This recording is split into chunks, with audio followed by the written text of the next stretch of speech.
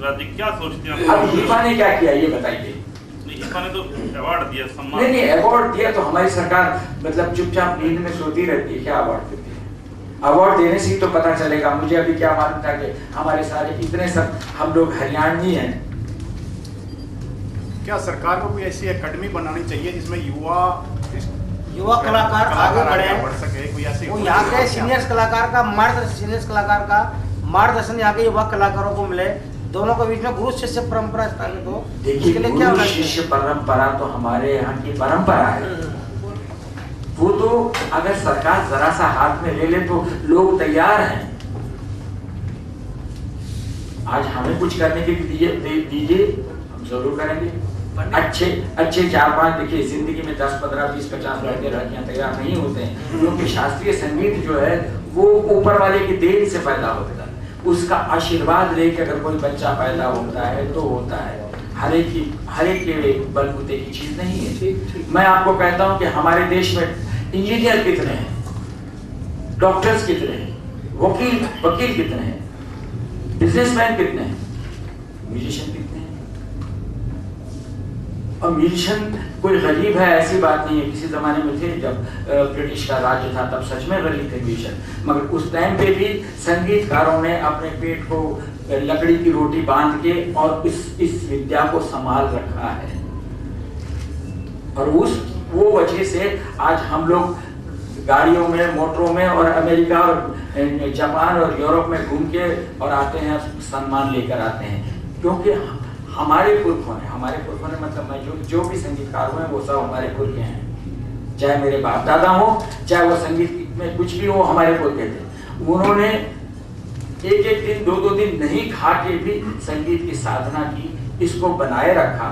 और हमारे जो भारत के रजवाड़े थे उन लोगों ने भी जबरदस्त मेहनत की इसको बचाने की। पंडित जी, कितने हरियाणा के लोग आए, हरियाणा के जो कल्चर के लोग हैं जो शास्त्रीय संगीत सीखने? मैं आपको एक बताऊं महाराज, शास्त्रीय संगीत नहीं सुनिए, आपने कहा कि मेरी बात तो सुनिए। देखिए, हमारे पीयूष जी आपको बताएंगे कि हरियाणा के घराने कितने हैं जो शास्त्रीय संगीत में एकदम सर्वोपरि हैं।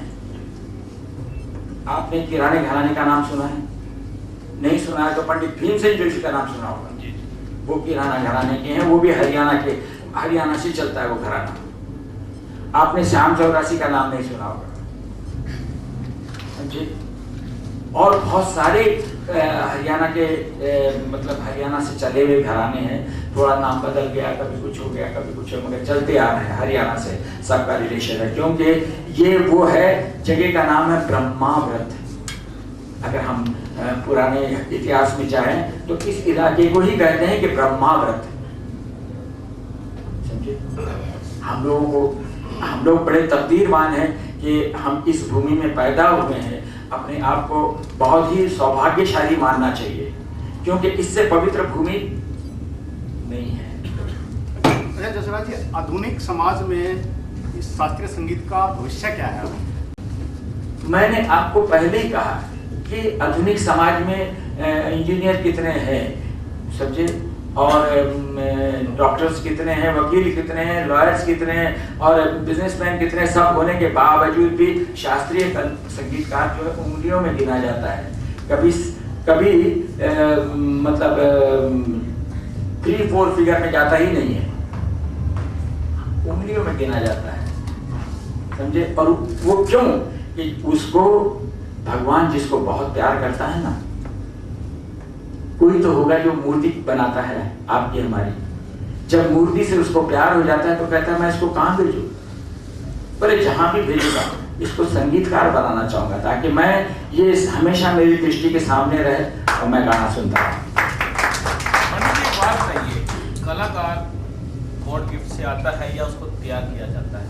यदि तैयार किया जाता है, नहीं, तैयार किया जाता है, मगर वो सर्टेन एक्सटेंट तक जा सकता है। जो गॉड गिफ्ट होता है उसको तो कोई हाथ ही नहीं लगा सकता। सिर्फ हम लोग यूं देख सकते हैं कि वाह वाह क्या करते हैं। और जो तराशा जाता है, जो तराशा जाता है उसको हम यूं देखते हैं कि वाह ठीक है, बहुत अच्छे। ये दृष्टि में देखिए, एक उसको यूं देखते हैं, इसको यूं देखते हैं। ऐसे कुछ हरियाणा में आपने कुछ तलाशने का प्रयास किया है या कुछ ऐसे मेरे पास ऐसे कोई हरियाणा के लोग आए ही नहीं, क्योंकि हरियाणा को इतना मन में विश्वास नहीं है कि शास्त्रीय संगीत से क्या होता है। आप लोग विश्वास नहीं, प्लीज ऐसा उल्टा सीधा सवाल मत करिए। आपके सिर्फ भाषा से समझ गया कि आप कुछ गड़बड़ बोलने वाले हैं, ऐसा नहीं। हरियाणा में ऐसा कुछ नहीं है, मैं भी फिर हरियाणा में ही पैदा हुआ हूँ। ये क्यों आप कह रहे हैं? ये तो उल्टा चला जाएगा। जो हरियाणा में लोग हैं, जो हरियाणा, आपने कहा कि हरियाणा के लोग नहीं आए हैं आपके पास सीखने के लिए, ये अभी सवाल पूछा था मेरे साथी जी चौहान जी ने कि युवा एकेडमी की बात हुई थी, एक एकेडमी की बात हुई थी कभी, क्योंकि आप हरियाणा की मूल भूमि से हैं, हरियाणा में पैदा हुए हैं, तो क्या कोई एकेडमी, ऐसा कोई एकेडमी खोलने का सपना आपका हरियाणा में है? आप खुद खोलना चाहते हैं? देखिए, मैं पिछले 30-35 वर्ष से सपना देखते हुए आया हूँ, सपना सपना ही रहा है। उसमें मेरे एक बहुत अच्छे मित्र हैं जो अभी पंजाब संगीत नाटक अकादमी के चेयरमैन हैं, मिस्टर कमल तिवारी, वो इसके साक्षी हैं। हाँ, अब पंजाब चंडीगढ़ हरियाणा पंजाब एक ही है, मगर वो संगीत नाटक अकादमी के हैं। हाँ, खैर, तो वो इस बात के साक्षी हैं। मैंने बहुत प्रयास किए, यहाँ भी किया, महाराष्ट्र में भी किया, मध्य प्रदेश में भी किया, राजस्थान में भी किया, मगर कोई तान जो है गले से निकली, मगर वहाँ पे स्थान नहीं बना। पंडित जी, जैसे मध्य प्रदेश में भारत भवन जैसे एक अकादमी बनी भारत भवन के नाम से, वहाँ पे संगीतकारों, संगीत और कला को प्रोत्साहन दिया गया। क्या हरियाणा में ऐसी कोई अकादमी बनने की संभावनाएं हो? जैसे नहीं, पहली बात ये है कि संभावना तो आज भी हो सकती है। संभावना कोई मतलब विचार करना कोई बुरी बात नहीं है, बहुत अच्छी बात है, और आज भी बन सकती है, मगर उसके लिए कोई इनिशिएटिव कदम लेने वाला आदमी चाहिए, और वो हो सकता है कोई सरकारी आदमी, बड़ा सरकार जो, जिसको मैं तो ये कहूँगा, अभी मैंने किरण चौधरी जी से बात की, शी इज मतलब fortunately she is minister of tourism and culture. हाँ, तो वो कर सकती हैं, हम उनके पास जाइए, हमें ले जाइए कि हाँ आपके रहते हुए कुछ करिए। अभी भी उनके पास 3 वर्ष बाकी है। वैसे इस मामले मुख्यमंत्री ने भी कई बार घोषणा की है। नहीं, मुख्यमंत्री की बात नहीं है। नहीं, सुनिए हुजूर, मेरी बात मेरे प्यार से सुनिए।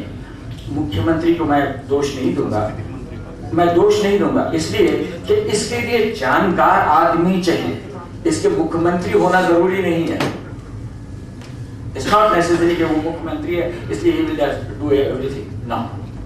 उसके लिए थोड़ा सा स्वर ज्ञान चाहिए, सा से रे तक जाने वाला आदमी चाहिए, और वो है श्रीमती किरण चौधरी। मैं थोड़ा सा बीच में इंटरप्ट कर रही हूँ, माफी चाहूंगी सभी। मतलब पहले आप जो दूरदर्शन था उसमें तो हम आपको देखते रहते थे, वैसे भी कई सीरियल्स में हमने आपको देखा है। तो कौन कौन से सीरियल्स हैं जिसमें आप फिर से कमाल और अपनी आवाज का जादू बिखेरने वाले हैं और अपना उसका? अभी फिलहाल मेरा एक सीरियल चल रहा है रावण। थोड़ा सा सीरियल बीच में थोड़े बंद किए हुए थे मैंने, 4-5 साल थक गया था खुद ही। मुझे लगा था मेरी अपनी ग्रोथ नहीं हो रही है, तो कुछ समय लिया था जिससे कि अपने आप को भी और तैयारी कर सकूं। तो अभी 4-5 साल के बाद वापस पहली बार। अदरवाइज मैं ज़्यादातर इन दिनों थिएटर में ज़्यादा बिजी रहा हूँ। मेरे 2 नाटक चल रहे हैं, इसमें एक चाणक्य शास्त्र और एक दूसरा कन्यादान। चाणक्य शास्त्र और कन्यादान किसमें चल रहा है? बॉम्बे में जहाँ मैं रहता हूँ। मतलब हम करते हैं पूरी जगह, पूरे हिंदुस्तान में, हिंदुस्तान के बाहर। हरियाणा से कब रुखसत हुए थे? हरियाणा से कब गए थे आप? हरियाणा से मतलब कब बॉम्बे गए थे?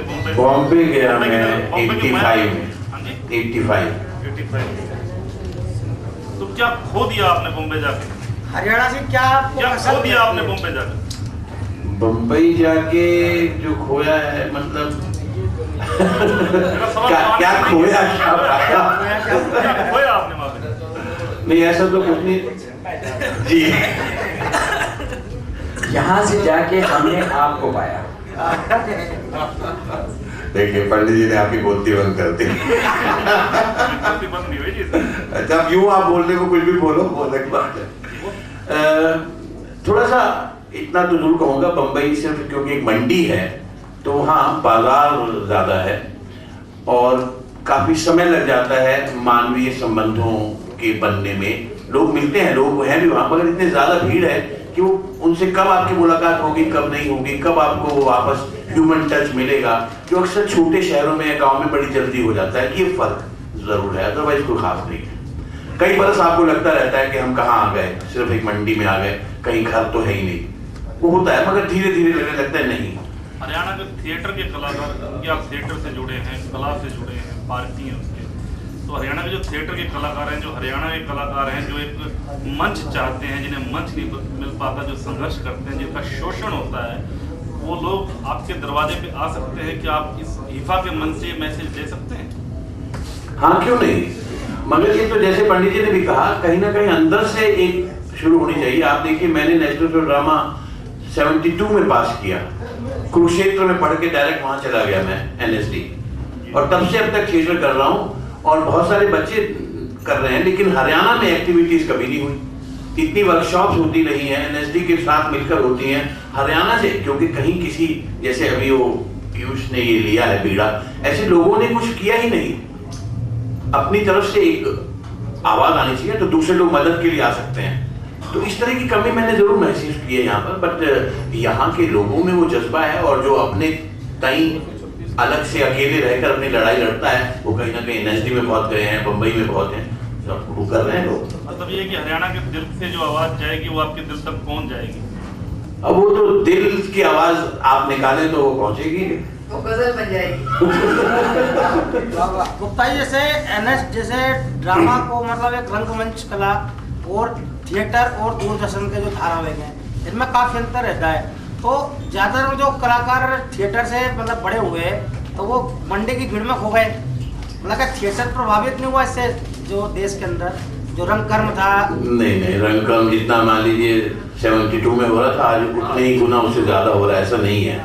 ये सब मुझे लगता है किताबी बातें हैं कि पहले पता नहीं कितना था, आज कितना कम हो गया है, ऐसा कुछ नहीं है। पहले भी बहुत कम था, उसी अनुपात में आज भी हो रहा है, और लगातार अब अगर उनको मौका मिल रहा है टेलीविजन के अंदर एक बाकायदा एक प्रोफेशनल उसमें जिंदगी रोजी कमाने का, तो क्यों नहीं। मगर साथ साथ उतना ही थिएटर भी हो रहा है, ऐसा कुछ नहीं है। मगर हाँ, ये कभी भी आप कंपेयर करें कि जितनी फिल्में बनती हैं, जितने सीरियल होते हैं, उतना थिएटर होता रहे, कैसे होगा, कहाँ से वो धन कहाँ से आएगा। उनको तो स्पॉन्सर्स मिल जाते हैं, टेलीविजन को, फिल्मों को, वहाँ कमाई होती है, यहाँ कहाँ से आएगी। आप कितना एक एट ए टाइम आप करेंगे, 500 लोगों को दिखाएंगे, कितने शोज करेंगे आप उसके, और कितने की टिकट आपने कितनी खरीदी है, तो वो उसकी जो अलग से इकोनॉमिक्स है, वो जिसकी वजह से उसकी अपनी समस्याएं अलग सी हैं, वो रहेंगी वहीं की वहीं, उसका कोई इलाज। जैसे कला फिल्मों का दौर चला था, आपने काफी कला फिल्में की। हम चाहेंगे कि आखिरी सवाल हो जाए। नसरुद्दीन शाह जी ने भी की, शबाना आजमी ने की, स्मिता पाटिल जी ने की, आपने की। तो कला फिल्मों का क्या भविष्य आप मानते हैं? नहीं, भविष्य सही है। क्या होता है, वक्त बदलता रहता है। आज भी अच्छी फिल्में बन रही हैं।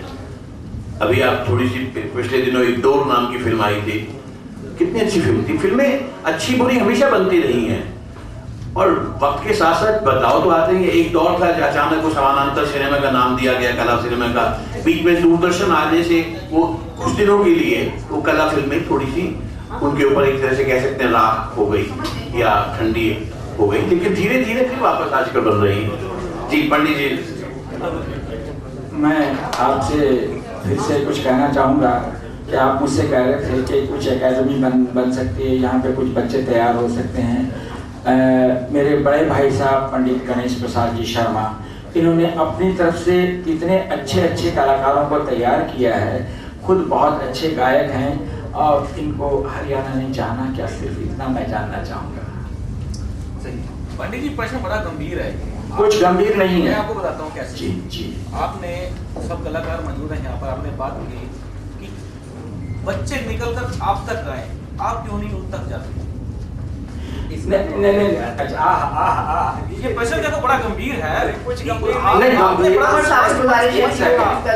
देना चाहते हैं। गुरु भी तभी दे सकते हैं, पात्र में क्षमता होनी चाहिए कि पात्र में इतनी डेप्थ हो कि जो गुरु दे वो ग्रहण भी कर सके। सो उसके लिए एक भूख होती है आपको। जब तक गुरु के पास नहीं जाओगे तो कहाँ से आपको ज्ञान होगा। और हर आदमी को अपना रास्ता, अपना मार्ग, कुआं प्यासे के पास नहीं आता कभी। इसमें हम अपना कंट्रीब्यूशन सब रखते हैं, हमारे जहाँ पे भी भूख नजर आती है हम अपने घरों में भी बुलाते हैं, पंडित जी भी बुलाते हैं, सब करते हैं, सब हर तरह से कोशिश करते हैं। पर जो पात्र है उसके अंदर इतनी क्षमता हो कि जो गुरु उसको दे वो बाहर नहीं निकले, बाहर ना गिरे, वो उसमें समा सके। बात रास्ते की भी आई। हमारी एक बार फिर गुजारिश है कि देखिए हमारी घड़ी की सुइयां बहुत तेजी से आगे बढ़ रही हैं और प्लीज हम बाकी के क्वेश्चन बाद में पूछ सकते हैं। और हम सभी आदरणीय कलाकारों से एक बार गुजारिश है कि हमारे प्रेस की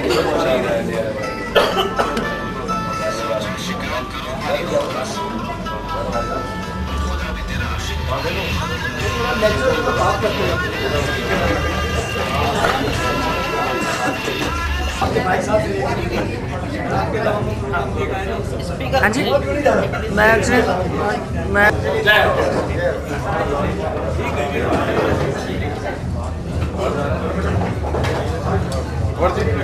सभी उपस्थित